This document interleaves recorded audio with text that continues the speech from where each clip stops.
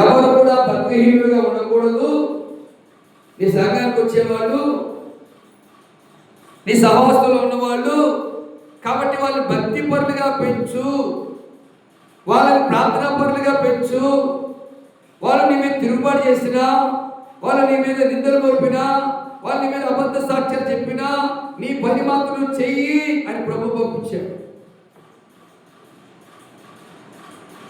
పాలకలాగా వేలకలాగా రాజీ పడేవాడు కాదు ఈ రాజు పాస్టర్.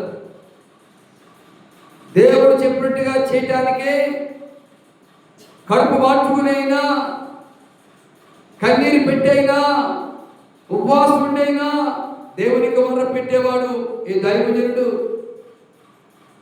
కొంతమంది అంటారు, మీరు ఇవ్వకపోతే మేము ఎలా బతుకుతామమ్మా, బతకడానికి వచ్చిన వాళ్ళు. మీరు ఇవ్వకపోతే మాకు భూమి ఎలా కడుతుందమ్మా, అడుక్కునే వచ్చే. దేవుణ్ణి అడగాలి. అందుకే దేవుణ్ణి అడగాలి. ఎవరిని అడగలట? దేవుణ్ణి అడగాలి. ఏమన్నాడు కీర్తనకారుడు? చూడండి, కీర్తన గ్రంథంలో 30వ కీర్తన 8వ చరణం చదవండి. యెహోవా నీకే మొర్ర పెట్టితిని, నా ప్రభువును బతిమాలుకొంటిని. ఏమంటున్నాడు? యెహోవా నీకే మొర్ర పెట్టితిని, నా ప్రభువుని.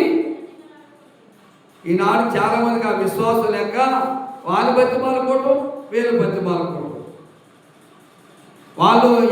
వాళ్ళ చుట్టూ కాళ్ళ చుట్టూ తిరగటం, వాళ్ళ ఇళ్ళ చుట్టూ తిరగటం, వాళ్ళ దగ్గర కక్కుల కాపలాలు కాయటం, వాళ్ళు చెప్పిన మాట విని వాళ్ళు ఏమనిస్తారేమో అని చూస్తూ చూస్తూ మనుషులు బతిమాలుకునే వాళ్ళు ఎక్కువ ఉన్నారు. కానీ దేవుని సన్నిధికి వచ్చి, దేవుని మందిరానికి వచ్చి దేవుని బతిమాలుకునే వాళ్ళే. అందుకే వాళ్ళ జీవితాలు శాపగ్రస్తంగా ఉంటున్నాయి. వాళ్ళ కుటుంబాలు చీకటిలో అల్లాడిపోతున్నాయి. వాళ్ళ యొక్క బ్రతుకులు కష్టాలతో, శ్రమలతో, ఇబ్బందులతో నలిగిపోతున్నాయి. కారణం దేవుని బతిమాలుకోకుండా మనుషులు బతిమాలుకుంటున్నారు. కంటున్నాడు కీర్తనకారుడు, యెహోవా నీకే మొర్ర పెట్టితిని, నా ప్రభువును బతిమాలుకొంటి. మనం ఎవరు బతిమాలుకుంటున్నాం? ఎవరి? మనుషులు బతిమాలుకుంటే శాపం నాకేమొస్తుంది? మనుషులను బతిమాలుకుంటే నష్టం నాకేమొస్తుంది? మనుషులు బతిమాలుకుంటే అవమానాలు నాకేమొస్తాయి? మనుషులు బతిమాలుకుంటే కరువులు నాకేమొస్తాయి? దైవజనుడిగా నేనంటాను, దేవుని బతిమాలుకో. నీ కరువు, నీ దరిద్రత, నీ అవమానాలు తొలగించి నీకు ఆనందాన్ని ఇస్తాడు, నీకు సమృద్ధిని ఇస్తాడు, నీకు క్షేమమునిస్తాడు, నీకు నెమ్మదినిస్తాడు, నేను అభివృద్ధి పరుస్తాడు.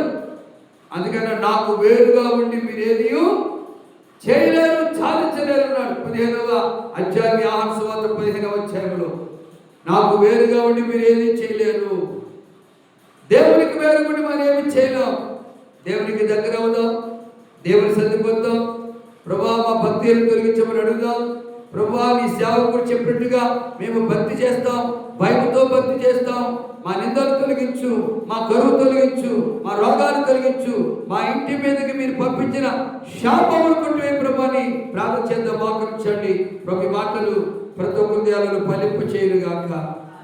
ఆమె ప్రార్థన చేద్దాం. ప్రభునందు ప్రభువా, మరి ఈ రాత్రి ప్రార్థన ఏర్పాటు చేసుకున్నటువంటి